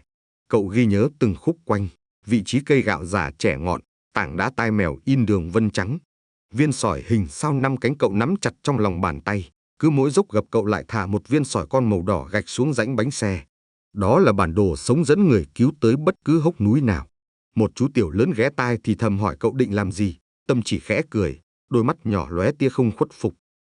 Trên quốc lộ dưới chân núi, Ngô Phương Mai ngồi ghế phụ trong xe cảnh sát đặc nhiệm, bên cạnh đại úy Trần Minh Nho, người vừa nhận nhiệm vụ khẩn sau khi video đường hầm chuyển kiếp lan khắp mạng. Lê Thái Dương theo sau bằng xe truyền hình di động, màn hình laptop của anh hiển thị 4 luồng tín hiệu, flycam dõi theo xe bán tải định vị Google Earth, bản đồ địa chất Thượng Sơn và kênh bình luận livestream nhảy số liên tục. Dương lia chuột phóng lớn hình ảnh, thấy cánh tay nhỏ của Minh Tâm thò ra gờ thùng, ném xuống thứ gì. Anh kêu lên, bé để lại dấu vết, chúng ta không được chậm. Xe đặc nhiệm bẻ cua chớp nhoáng vào đường nhựa liên xã, đuôi xe quét bụi cỏ rạp, còi hú cao. Mai nắm chặt dây an toàn. Bên trong túi áo cô, chiếc đồng hồ bỏ túi khắc tên cha như trái tim kim loại thổn thức. Kim đứng im nhưng linh hồn nó rung nhịp lạ với mỗi tiếng sỏi rơi trên dốc. Ở lán mộc Thượng Sơn, gã Quang lôi bọn trẻ xuống xe, quát dàn chú tiểu vào nhà kho siêu. Lán bằng gỗ tạp, vách hở chẳng dây kẽm, nền đất nện vội. Quang ra lệnh 2 đàn ông bẻ lá thông phủ mái, che màu bạt xe mốc cho khỏi lộ. Hắn quay sang nói nhỏ với sư phó Diệu Tịnh rằng tối nay trời chí vũ leo lên, ai hé miệng sẽ nếm roi sắt. Minh Tâm bị xô vào góc, lưng va cột, nhưng đầu vẫn xoay tính toán. Lán có 2 cửa, một cửa gió ốp ván mạnh có thể tháo khi cần, cách 2 thước là trên đá phủ địa y, mượn bóng tối đủ lần trốn. Dưới dốc, đội đặc nhiệm đột ngột giảm tốc khi flycam của Dương báo mất tín hiệu, 2 chớp đèn đỏ trên biểu đồ nghĩa là máy bị bắn sóng gây nhiễu. Đại úy Nho khẽ chửi thầm, hỏi Dương có cách khác định vị. Nhà báo trẻ kéo bản đồ suối cạn, chỉ những khúc cua ghi chú cây gạo già và đá tai mèo, đúng mô tả Mai đọc trong ký sự của lính lâm nghiệp. Những điểm này xếp thành đường xiên lên sườn Tây, trùng hướng xe tải. Nho gật, lệnh 2 mô tô cắt dừng rẽ tắt, xe bán tải chở quân tiếp tế bám sau, chính xe anh cùng Mai theo đường mòn khuất. Trong lán, Quang ngồi xổm soạn đèn pin, khẩu súng phóng điện đặt trong tầm tay. Hắn ngửa màn hình điện thoại, video trên mạng chạy không ngừng, bình luận phẫn nộ nổ như bỏng rang. Hắn thở hắt, chửi sư Vũ dám nói mạng xã hội chỉ là trò ảo. Minh Tâm hé mắt, thấy bàn tay Quang run khi bấm khóa màn hình. Cậu lấy viên sỏi cuối cùng, khắc thêm vạch sao nhỏ bằng mảnh thép gì lượm được, chờ cơ hội. Trời xám đục và im phăng phắc trước bão, rừng thông rì rào thành luồng âm trầm. Đội mô tô đặc nhiệm thứ nhất vượt suối cạn, bánh sau hất nước lên như quạt lưng chừng. Họ phát hiện chuỗi sỏi đỏ, dừng lại nhặt kiểm tra, thấy khắc hình sao. Truyền bộ đàm, đại úy Nho phấn khích, lệnh tiến thẳng. Mai mở cửa xe, nhảy xuống, cúi lượm viên sỏi ấm, lệ dâng trong mắt. Minh Tâm đang ở phía trước. Vừa lúc đó, lán mộc vang tiếng còi báo điện thoại. Quang mở máy, mặt tái. Đường núi có xe cảnh sát, Chí Vũ nhắn phải di chuyển tù nhân lên đỉnh gần chòi radio bỏ hoang, chở xe chở hàng xá lị đến đón vượt biên tu tua Phật quốc. Quang đập tay lên bàn, ra lệnh chuyển quân. Bọn đàn ông trói tạm hai chú tiểu cao lớn nhất, buộc kéo theo để dọn đường nhân lực nhằm đánh lạc hướng. Minh Tâm bị lôi ra cuối hàng, tay cậu chen túi rách, ép viên sỏi vừa vạch sao vào khe gỗ cửa, hy vọng gió thổi rơi xuống lối ban nãy. Đoàn người chưa kịp rời lán, tiếng động cơ khàn vọng từ trên dưới, tiếp theo là tia sáng đèn pha cao áp lia qua tán thông. Quang gầm lên giải tán, kéo súng phóng điện, dọa nổ, nhưng bọn đàn ông vừa dứt chân chưa kịp trèo ta luy. Minh Tâm nhân lúc hỗn loạn, chọt cùi trỏ vào sườn gã áo đen bên trái, cậu xoay lách, trườn qua bụi đỗ quyên, lăn xuống sườn dốc. Quang quát bắn, tia điện xanh tóe lửa sượt tai cậu, đốt lá khô xèo xèo. Ánh pha cảnh sát rạch rừng, giọng loa vang dội yêu cầu đầu hàng. Quang văng tục, kéo hai chú tiểu làm lá chắn, lôi về lán. Minh Tâm lăn đến mồ đá vụn, máu rách ra đầu ứa ấm nhưng không dám kêu. Cậu úp người, cào đất, bới hòn sỏi hình sao, đặt cạnh hòn lớn, xếp mũi tên hướng lán, rồi gượng đứng, chạy vòng xuống trên dưới. Mai nhìn thấy bóng áo nâu lao khỏi rừng, tim thắt lại. Cô ảo tới, ôm Tâm, cậu vừa thở dốc vừa chỉ tay lên lán, mắt ánh lệ nhưng giọng quả cảm. Còn hai bạn nữa bị giữ, Quang có súng điện. Đại úy Nho ra hiệu đàn em áp đường, Dương dựng ống kính, truyền hình trực tiếp vụ vây bắt. Sấm ì ầm, tia chớp phóng ngang, trời đổ mưa hột to như ngọc vỡ. Đội đặc nhiệm chia 3 mũi vây, Mai được mượn áo chống đạn theo sau yểm hộ. Khi họ áp sát lán, Quang hét vọng, thả chú tiểu nếu rút lui, ngược lại sẽ kích điện cho chúng tàn phế. Âm mưa đổ, tiếng kim khí gõ ván càng rợn. Đại úy Nho thương lượng, nhưng thật ra lính bắn tỉa đã định vị qua ống ngắm nhiệt. Một tia chớp xanh lé, Quang khựng, khẩu súng điện văng khỏi tay, tay kia gập quằn. Lính xông vào, khống chế gã và đồng bọn. Hai chú tiểu thoát, run cầm cập, nhưng an toàn. Minh Tâm được bác sĩ quân y băng vết rách, vẫn nhất quyết quay trở lại lán, chỉ tủ gỗ lót dưới sàn. Lính mở, thấy 4 két sắt và 2 vali giấy tờ. Giữa đống, sổ công đức 2 cột nằm trên học bìa ra, trùng khổ sổ tâm từng giao Mai. Mỗi trang ghi tay con số tiền gấp đôi cột Excel, ký hiệu gạch chéo là phần đục đầu, chứng cứ ngập lút nữa tội. Đại úy Nho gật gù, báo cáo chỉ huy, lập biên bản tạm giữ. Mưa tạnh sau nửa giờ, mây tan để lộ dải trời tím chạng vàng. Xe cứu thương đưa các chú tiểu xuống núi. Minh Tâm ngồi giữa, tay đan vào ngón Mai. Cô vuốt tóc cậu, dì dầm cảm ơn. Cậu nhìn cô, lẻ lưỡi trêu nhẹ, rồi lật tay, đưa viên sỏi cuối cùng đặt vào lòng bàn tay cô như tặng báu vật. Mai nhìn hình sao 5 cánh, nước mắt nóng rớt trên má, hòa mưa còn đọng trên tóc mái. Đêm ấy, truyền hình quốc gia phát bản tin khẩn về chuyên án triệt phá mạng lưới trục lợi mê tín tại Thiên Phúc. Hình Minh Tâm che mắt vẫy tay được lồng giữa phóng sự, giọng phát thanh viên nghẹn đến lạ khi nhắc cậu bé 12 tuổi đã dũng cảm để lại dấu vết dẫn đường. Mạng xã hội nổ rền cảm phục, những bình luận chúc cậu mau khỏe phủ lớp ấm áp lên vết thương lòng. Trong phòng điều dưỡng bệnh viện tỉnh, Ngô Văn Hùng được chuyển đến giường cạnh con trai cũ của một nạn nhân khác. Ông nắm tay Mai, nhìn ra ô cửa đêm, nơi đèn thành phố hắt ánh vàng lên nền trời. Ông thì thào, ba tưởng đời ba đã trôi đi như Kim giờ chết đứng, nhưng con đã vặn lại lò xo, để Kim chạy tiếp, không vì riêng nhà mình mà cho cả những người bị kéo vào vũng lầy mê tín. Mai tựa vai cha, đáp nhỏ, con chỉ cầm đuốc, ánh sáng đến từ chú tiểu Minh Tâm và bao trái tim không chịu im lặng trước bóng tối. Phía cuối hành lang, Minh Tâm ngồi khoanh tay, tóc vừa khâu mấy mũi vẫn lộ mảng trống, nhưng cậu cười hồn nhiên khi Dương chìa điện thoại. Video livestream đạt 10 triệu lượt xem. Luật sư nhân quyền tuyên bố hỗ trợ mọi nạn nhân. Bộ Nội vụ đã lập đoàn thanh tra tôn giáo. Tâm nhìn con số, không hiểu hết, nhưng cậu cảm giác như đang nghe tiếng chuông chùa vang lần đầu trong đời, không phải để kêu gọi nộp công đức, mà để đánh thức trí huệ con người về giá trị thật của đức tin. Mưa đêm dứt hẳn, đèn đường kéo vệt trên nền gạch bệnh viện, như dòng sáng lặng dẫn lối. Minh Tâm xòe bàn tay, viên sỏi hình sao nằm gọn trong lòng, cậu khẽ thổi, thì thầm, bây giờ ngôi sao đã trở về bầu trời của nó, không còn là hòn đá dẫn đường, mà thành hạt giống hy vọng nở trên dải đất lòng người, nơi ánh mặt trời của sự thật vừa hé. Chương 6. Mật mã Hoa Thị. Bình minh vừa lóe qua mép mái bệnh viện tỉnh, tiếng loa phóng thanh loan báo cuộc họp báo sắp diễn ra tại trụ sở công an. Song Ngô Phương Mai không hề thấy bình yên. Cô ngồi cuối hành lang, mắt dõi cánh cửa phòng điều trị nơi cha đang truyền dịch, tai nghe phóng viên Lê Thái Dương cập nhật tin nhắn mới. Trên mạng, Đệ tử thân tín của Chí Vũ tung liên tiếp bài viết tố video hầm ngầm là sản phẩm cắt ghép, kêu gọi tín đồ kéo lên núi bảo vệ ngôi chùa, khung bình luận bốc mùi cuồng tín. Mai siết điện thoại, linh cảm kẻ cầm đầu sẽ liều lĩnh xóa dấu vết trước khi lệnh khám xét lần 2 được phê duyệt. Đúng lúc ấy, Minh Tâm khập khiễng xuất hiện ở đầu hành lang trong bộ sơ mi bệnh nhân rộng chật, vết rách trán băng trắng. Cậu bé cúi chào cha Mai rồi nhỏ giọng xin gặp riêng Phương Mai và Dương. Dưới ánh đèn huỳnh quang, Tâm mở lòng bàn tay, để lộ đoạn gậy trúc tép khắc chằng chịt hình hoa thị chạy dọc, bên cạnh là những vạch ngắn dài tựa ký hiệu. Cậu giải thích, mỗi cánh hoa tượng trưng một ngã rẽ trong mạng lưới đường hầm còn lại, còn dãy gạch ngắn dài chính là mật mã cậu chế từ bảng chữ K Morse đã học lỏm khi nghe khách du lịch kể. Mục đích, dẫn họ tới gian đúc chuông cũ sau chính điện, nơi Chí Vũ cất két sắt và máy chủ sao lưu camera, chứng cứ cuối cùng để hạ gục toàn bộ mạng lưới. Mai sửng sốt, gặng tâm vì sao biết lối kia còn hoạt động.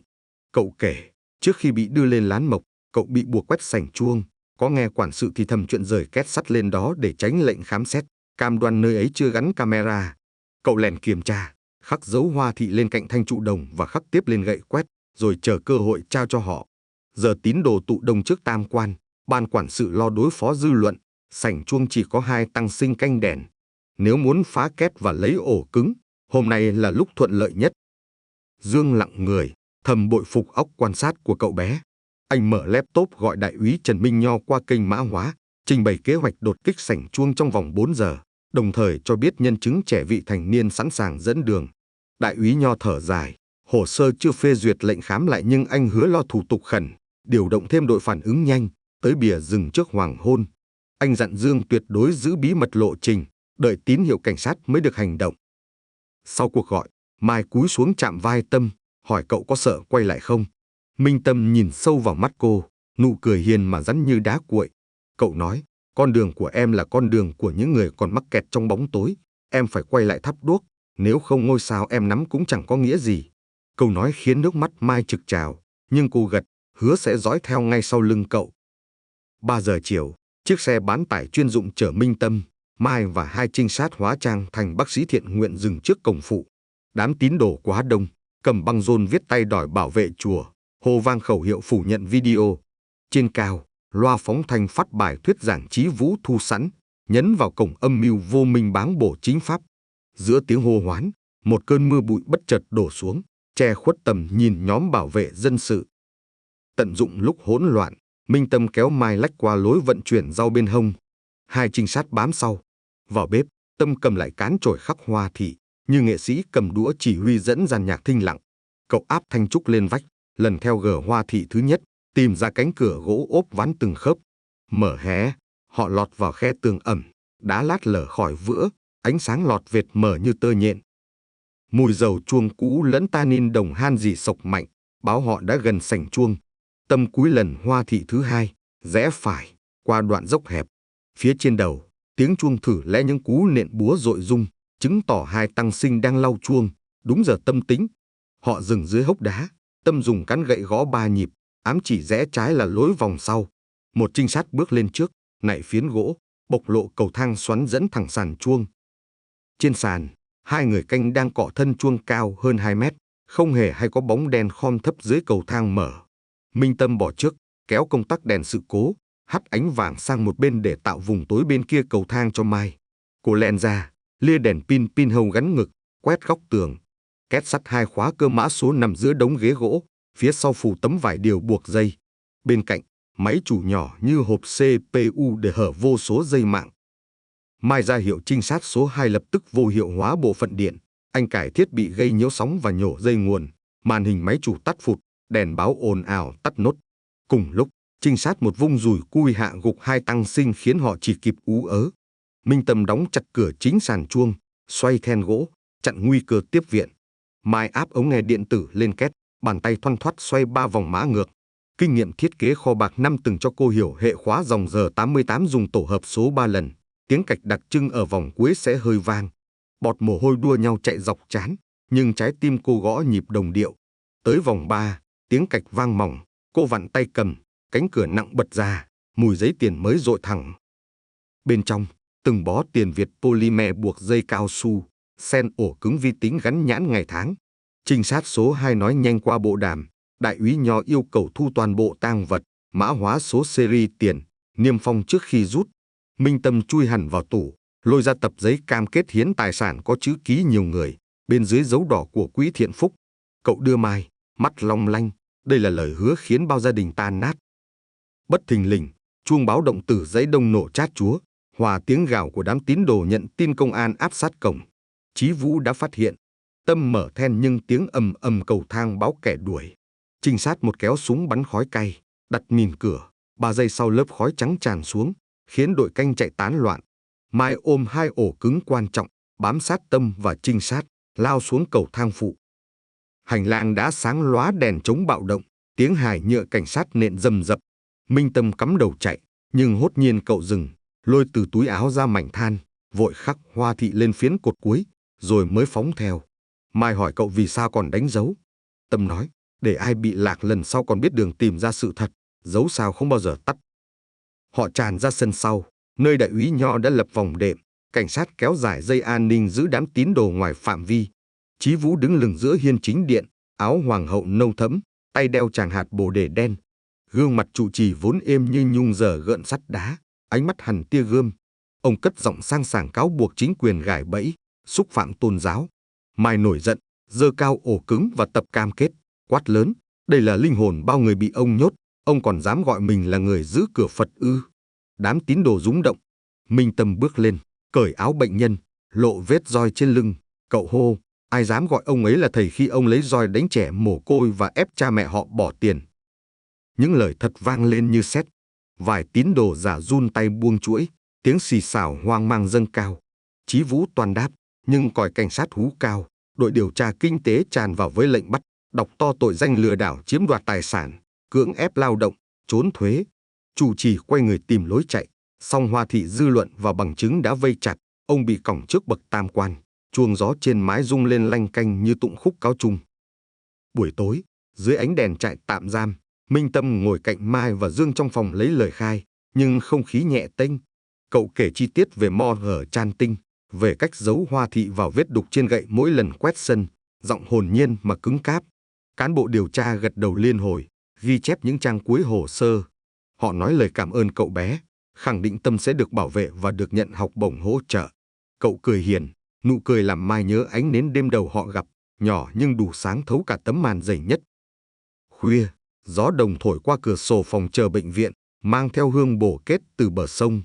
Ngô Văn Hùng tựa lưng, nghe bản tin cuối ngày, bắt gặp hình vẽ Hoa Thị tỏa khắp màn hình truyền hình, biểu tượng của vụ án Thiên Phúc.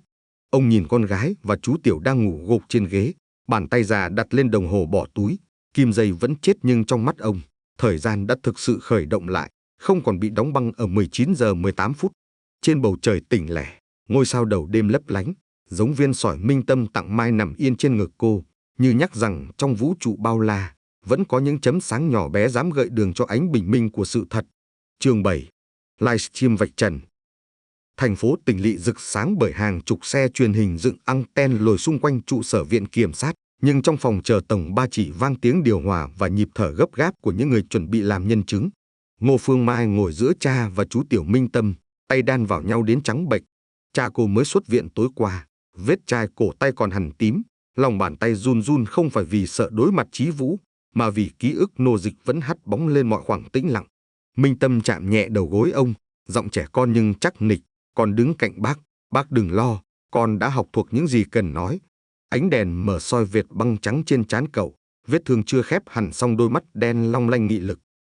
Cánh cửa bật mở, đại úy Trần Minh Nho bước vào với cặp tài liệu dày kẹp lệnh tạm giam bổ sung và báo cáo giám định chi tiết ổ cứng. Anh đặt xấp giấy lên bàn, liếc mọi người, giọng trầm bình tĩnh. Thầy Chí Vũ giữ quyền im lặng nhưng luật sư ông ta đòi clip gốc, giờ khoa kỹ thuật số xác nhận không hề cắt ghép. Máy chủ có dấu xóa lóc nhưng đã phục hồi, lát nữa viện trưởng sẽ công bố. Tin ấy như dòng nước lạnh mà ngọt ứa trên vòm họng khát. Mai ngả lưng ghế thở ra, cảm thấy gánh nặng bằng chứng cuối cùng đã được khóa chặt.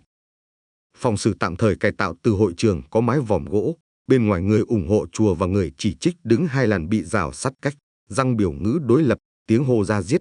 Cửa kính một chiều cho phép Mai nhìn đám đông mà không bị nhận ra. Cô thấy những phụ nữ tóc bạc đeo ảnh người thân trước ngực, thấy thương phế binh lặng lẽ cầm giấy chứng nhận quy y chưa giáo mực, cũng thấy nhóm thanh niên mặc áo in chữ Thiên Phúc Chính Pháp bày loa cầm tay. Trên trời, mây xám vần vũ, giống như buổi tối mai vượt đường hầm, báo rông nhưng không che được ban mai phía sau. Chuông báo hiệu vang, cảnh sát tư pháp dẫn bị can vào. Chí Vũ vận áo nâu sẫm nhưng cùn hết vẻ hiền hòa, chân xiềng nhẹ, mắt vẫn ngẩng cao như tin màn kịch cuối cùng sẽ xoay chiều. Luật sư của ông ta dày dặn kinh nghiệm, trình bày sơ bộ rằng video xuất hiện trên mạng chưa có giám định tư pháp, sổ sách tiền nong có thể là giả tạo bởi những kẻ muốn câu view, và khẳng định thân chủ không hề biết việc cưỡng bức lao động. Hàng ghế dành cho báo chí rì rầm nhưng không náo loạn, vì mọi ống kính đang chĩa về ba nhân chứng nhỏ bé phía đối diện người cha, cô con gái và chú Tiểu. Đến lượt Minh Tâm, cậu bước lên bục, chiều cao lọt thỏm sau micro, một cảnh sát phải kê thêm hộp gỗ. Người điều tra hỏi cậu nhận dạng hung khí, cậu giơ cây gậy trúc khắc hoa thị, giải thích từng dấu sao đánh dấu ngã rẽ, giải mã dãy gạch ngắn dài thành chữ stop bên trong mortar, rồi nói rõ ngày giờ khắc hoa. Giọng trẻ lanh lảnh không lọt khỏi loa vì run, nhưng những người nghe nín thở. Ở hàng ghế sau, vài tín đồ cúi mặt, bởi họ đã thấy chính cây chổi ấy rất đối bình thường quét sân hàng ngày. Tâm kể lúc ông Hùng bị đưa xuống hầm, cậu nhìn thấy đồng hồ văng, cậu giấu rồi tìm cách gọi cho Mai. Giọng cậu run ở mấy chữ cuối nhưng vẫn vững, bởi con nghĩ nếu là cha con bị mất tích, con cũng muốn ai đó không bỏ cuộc. Ngô Văn Hùng chứng thực lời Tâm, mô tả chi tiết roi tre, ca lao gạo, giờ giấc chuông vọng xuống hầm, rồi chìa cổ tay chảy sẹo. Cảnh sát hình sự so sánh với video. Luật sư Chí Vũ cố ngắt quãng, nhưng biên bản giám định khớp 100%. Hội đồng liên gân lập tức gạt ý kiến phản bác. Phương Mai được yêu cầu xuất trình sổ 2 cột và tiền mẫu niêm phong. Khi cô đọc to số chênh lệch 331 tỷ 260 triệu đồng, hội trường rúng động. Máy chiếu lớn bật slide thống kê, đường đồ thị đỏ vọt lên như vết dao chém giữa niềm tin và lòng tham. Bên ngoài, phóng viên Lê Thái Dương đang phát trực tiếp, chia đôi màn hình, bên trái là diễn biến trong, bên phải là con phố người chen kín. Bình luận chạy dốc, ai đó gõ, hãy nghe chú Tiểu, cậu ấy không biết diễn. Người khác viết, cha tôi cũng mất tích ở đó năm ngoái. Dòng chữ thăng chan thát cho Thiên Phúc leo top 3 xu hướng. Dương lia máy ra xe phát sóng, kỹ thuật viên báo suất người xem chạm 2,5 triệu, con số vượt ngưỡng đa phần bản tin chính luận. Chí Vũ nhận cơ hội tự biện hộ, nêu giọng hít sâu, rằng mọi sự là nghi thức tu khổ hạnh tự nguyện, rằng những gia đình này hiểu sai giáo pháp, rằng nếu có sai sót thì do cấp dưới, bản thân chỉ hướng thiện. Ông ta gọi tên Minh Tâm, bảo cậu nợ ơn cửa Phật, được nuôi cơm miễn phí từ bé. Tâm lặng đi giây lát, rồi cậu cúi thấp người, giọng nhỏ nhưng đanh sắc, con biết ơn cơm chùa, nhưng con không ơn roi và khóa xiềng. Phật hiền chứ không ép người nhịn ăn rồi bắt làm việc đến ngất. Tiếng vỗ tay vang rì rì, cảnh sát phải nhắc giữ trật tự. Viện kiểm sát trưng tiếp clip khôi phục từ máy chủ, chiếu đoạn Chí Vũ chỉ đạo quang truyền người lên lán mộc, kèm câu chặt sạch tơ duyên trùng giọng mẫu so sánh chuyên gia. Hệ thống loa nội bộ vang tiếng xì xào sắc lạnh như mưa đổ trên mái tôn. Luật sư bên bị không còn lập luận, chỉ xin tòa cho bị can tại ngoại vì sức khỏe, nhưng bác sĩ trại tạm giam xác nhận ông ta ổn. Hội đồng quyết định gia hạn tạm giam 4 tháng, mở rộng điều tra đồng phạm. Khi cổng khóa lại, lần đầu Chí Vũ cúi đầu thoáng chốc, mắt tối quầng, thân áo nâu nhìn mỏng đến thảm bại. Buổi xét hỏi kéo dài tới chiều muộn. Khi Minh Tâm bước ra cửa phụ dành cho nhân chứng, mưa bụi đã tạnh, dáng đỏ rắc vàng trên sân trụ sở. Các phóng viên dừng mic, nhưng cảnh sát hộ tống bảo vệ cậu. Tâm nắm tay Mai thoát khỏi vòng camera, tới góc sân nơi Dương vẫy. Anh giơ máy, cho hai người xem cảnh livestream đang chạy tin nóng. Chính phủ lập đường dây hỗ trợ nạn nhân Thiên Phúc. Bộ Giáo dục thông báo cấp học bổng cho trẻ mồ côi thoát nạn. Xúc động, Minh Tâm lặng im, rồi bất ngờ quay lưng lại ống kính, giơ cao cây gậy trúc gãy làm hai một nửa đặt vào tay Mai, nửa kia cậu giữ, như chia sẻ trọng trách canh giữ sự thật. Đêm xuống, Mai đưa cha và Tâm về căn hộ nhỏ bên bờ sông. Thuyền gỗ chở cát lững lờ trôi, đèn khoang vàng ấm vẽ vệt dài trên mặt nước. Ông Hùng thiếp đi trong phòng khách nhưng đôi môi mấp máy tiếng kinh hiền hòa chứ không còn rên ác mộng. Mai trải nệm cho Tâm, cậu ngồi xếp bằng nhìn mặt sông, hỏi chị liệu khi Chí Vũ vào tù, những người mê mờ kia có tỉnh. Mai đáp người ta có thể thôi mù nếu có ai chịu châm ánh sáng, và ánh sáng ấy bé thôi vẫn đủ hé cửa. Khoảnh khắc ấy tin nhắn đổ về máy Dương, anh hét vọng từ ban công. Bộ Công an quyết định khởi tố thêm tội danh lợi dụng tín ngưỡng trục lợi và giam giữ người trái phép, mở rộng điều tra sang chi nhánh tu tập online. Mai chạy ra, Điện thoại sáng lóa trong tay, những con chữ này múa như pháo hoa. Minh Tâm cười tươi, giang hai tay giữa làn gió sông, cơn gió thổi tung băng trắng làm mái tóc lơ thơ tơi ra, tự do. Trên tầng trời, ngôi sao ban đêm vừa ló. Cậu móc túi lấy viên sỏi đỏ khắc hoa thị, ném nhẹ xuống lòng sông, mặt nước rợn sóng tròn lan xa. Mai dựa lan can, nghe tiếng mạch nước lách tách, tưởng như tiếng kim dây đồng hồ bỏ túi đang được vặn lên lần nữa, thoát khỏi đường từ 19 giờ 18 phút. Tiếng động cơ xa xa của thuyền cát hòa với tiếng còi giao thông phố khuya, tạo hợp âm đời thường, nhưng đối với ba người họ, đó là khúc ca hồi sinh, đơn sơ mà mạnh mẽ. Trước khi vào ngủ, Minh Tâm xin Mai tờ giấy trắng. Cậu ngồi bên bàn học cũ, vạch bằng bút chỉ một sơ đồ vườn chùa, đánh dấu ngôi sao vào mỗi nơi cậu từng khắc. Tâm viết bên cạnh, ai đi lạc tín ngưỡng hãy lần theo sao mà tìm lối ra. Cậu gấp giấy đưa Mai, nhờ anh Dương đăng lên mạng, để sau này nếu còn ngôi chùa hay nhóm nào lợi dụng niềm tin, trẻ con và người lớn sẽ nhận ra hình sao ấy như lời cảnh báo. Đêm muộn, trên trang nhất của báo điện tử lớn nhất nước, bức ảnh chú tiểu mảnh khảnh đứng trong mưa bụi giơ gậy trúc và nửa nụ cười táo bạo được đặt dưới hàng tít, Hoa Thị dẫn lối, một cậu bé 12 tuổi vào cuộc chiến hồi sinh đức tin. Hơn 30.000 lượt chia sẻ sau 3 giờ. Dưới phần bình luận những biểu tượng ngôi sao 5 cánh xếp dài vô tận, biểu tượng nhỏ bé nay thành ánh đuốc chung. Trong căn hộ yên ắng, ánh đèn phòng khách hắt xuống sàn bóng như mặt hồ. Mai ngồi bên cửa sổ, tay vuốt đồng hồ bỏ túi, nhận ra dù kim dây vẫn dừng mãi ở góc 19 giờ 18 phút, ánh phản quang trên mặt kính lại nhấp nháy mỗi khi xe khuya qua cầu, trông như nhịp chớp mắt của thời gian. Cô khép mắt, lòng biết rõ hành trình còn tiếp, chăm cha hồi phục, tìm trường học cho Minh Tâm, hỗ trợ những gia đình mất tích chưa tìm thấy người.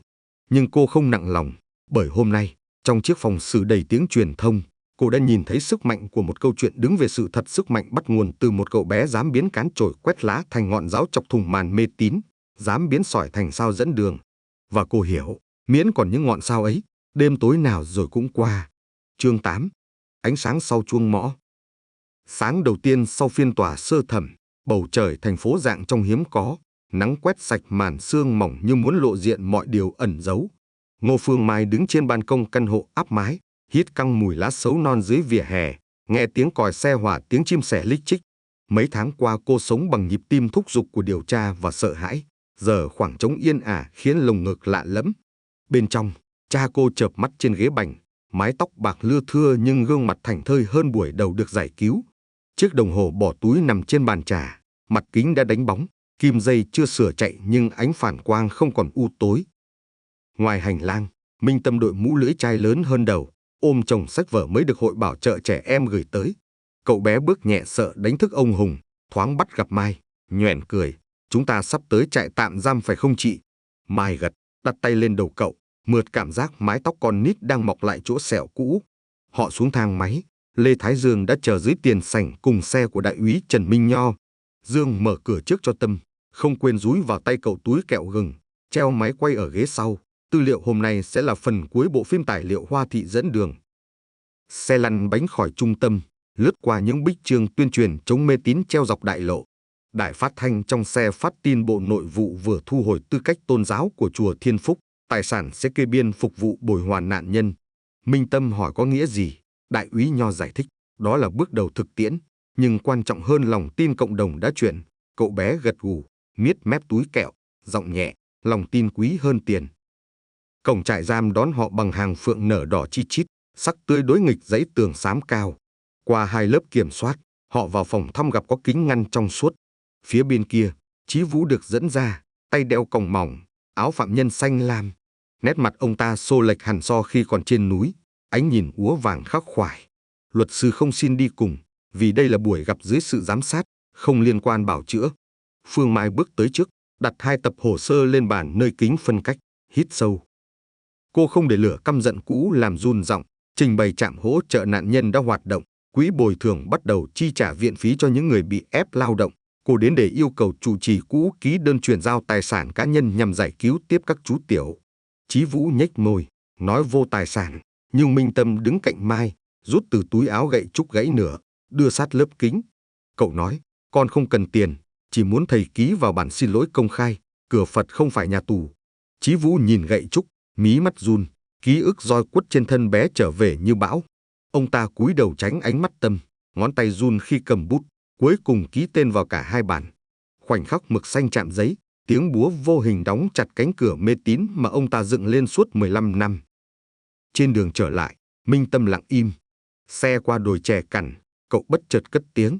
Em cứ nghĩ khi thầy ký xong lòng em sẽ vui, nhưng em thấy buồn. Mai đặt tay lên vai cậu, nói buồn cũng đúng, vì một phần ký ức tuổi thơ của em tan vỡ, nhưng buồn để nhớ rằng quyền lực đức tin vẫn nguy hiểm nếu trao cho sai người, và niềm vui sẽ tới khi em xây lại niềm tin mới tử tế. Câu trả lời không xua được mây trong mắt cậu bé, nhưng nó gieo hạt mầm đầu tiên của sự chấp nhận. 3 ngày sau, lễ khánh thành trung tâm sao sáng diễn ra tại khu nhà kho cũ ven rừng, nơi đầu tiên Mai cứu cha. Nhà kho tháo dỡ, thay vào bảng hiệu ghi quỹ Ngô Minh Tâm hỗ trợ trẻ mồ côi bị lợi dụng tín ngưỡng. Gian phòng sơn vàng tươi, những kệ sách đựng giáo trình phổ thông, sách truyện tranh và vài chiếc máy tính nhập khẩu. Minh Tâm đứng trước đội phóng viên, trong bộ sơ mi trắng, cậu đọc bài diễn văn soạn cùng Dương, bằng giọng phát âm nắn nót. Trung tâm này không phải ngôi chùa, không bắt ai cúng dường, nhưng ở đây chúng ta vẫn tin có ánh sáng trong mỗi người, thông qua sách vở học hành và lòng can đảm nói thật. Cậu kết bằng hình ngôi sao 5 cánh, vẽ trên banner, khẳng định đây sẽ là biểu tượng cảnh báo mê tín và tiếp nguồn cảm hứng kiên cường. Tràng pháo tay vang bất tận, Phương Mai rơi nước mắt vì tự hào. Khi phóng viên giải tán, Mai mời cha ngồi ghế gỗ dưới gốc bưởi sau nhà. Ông Hùng ngả người, nghe tiếng trẻ con cười vang bên sân bóng mới trải xi măng, giọng ấm. Ba nghĩ không ngờ được nhìn thấy ngày này, con gái ba thành kiến trúc sư. Mai lắc đầu, con tạm gác thiết kế, còn muốn học ngành xã hội giúp nạn nhân. Ông mỉm cười, mắt rớm, nhưng ánh nhìn không còn u ám. Ông đặt chiếc đồng hồ lên đùi, nói dù kim dây chết vẫn giữ đúng ký ức, song ba muốn con sửa nó, để nó chạy tiếp như đời chúng ta. Mai gật, lòng ấm, vì khát khao sống đã trở lại, lấn lướt nỗi ám ảnh hầm tối. Hoàng hôn vẽ dài tím lên bầu trời, Minh Tâm đá bóng cùng trẻ làng, cậu sút cú bay thẳng, bóng va cột, bật ra, Tâm cười bỏ lăn. Phía xa, Lê Thái Dương thu ống kính, khoảnh khắc trẻ con đổ bóng dài giống hệt đoạn kết anh dự định cho phim. Anh hô Minh Tâm, cậu chạy lại bên, thở phì. Dương chỉ lên màn hình, cho cậu xem poster sắp chiếu rạp, Hoa Thị dẫn đường, nền đen, hình cậu nhỏ giơ gậy trúc rọi sao lấp lánh. Minh Tâm thở gấp, hỏi có nhiều người xem không? Dương đáp vượt quỹ cộng đồng rồi, khán giả góp để miễn phí vé cho học sinh. Cậu hồn nhiên reo, mắt toát lên niềm tin mới, bộ phim là gậy mới cho những bạn còn trong bóng tối. Đêm đó, Phương Mai ngồi bàn làm việc, hoàn thiện đơn đề nghị Bộ Giáo dục thông qua chương trình sao sáng lồng giáo trình kỹ năng nhận diện lừa đảo tín ngưỡng vào sách đạo đức. Minh Tâm ngủ trên sofa, bàn tay nắm gậy trúc. Màn hình máy tính hiển thị email cảm ơn của 38 gia đình tìm thấy người thân nhờ sơ đồ Hoa Thị. Tim Mai đập những nhịp thảnh thơi hiếm hoi. Cô hiểu hành trình chống mê tín chưa dứt, nhưng hải đăng đầu tiên đã dựng. Rạng sáng, Mai thức dậy, mở cửa ban công. Đường phố còn thưa xe, gió đầu hạ mát rượi. Cô cầm đồng hồ cha nhờ sửa, xoay núm cót, một tiếng tách, kim dây khẽ nhúc nhích, từng bước chậm mà chắc. Giọt sương đậu trên kính lấp lánh, phản chiếu sao ven trời chưa tắt. Mai mỉm cười, nghe tiếng võng gỗ khẽ kêu trong phòng cha, đánh nhịp cùng kim dây, hiểu rằng thời gian của họ không còn đứng ở góc hầm, mà đang trôi trong luồng sáng mới, với đứa trẻ bướng bỉnh biến sỏi thành sao và người con gái biến nỗi đau thành vệt đường dẫn nhân tâm về nơi chân tín.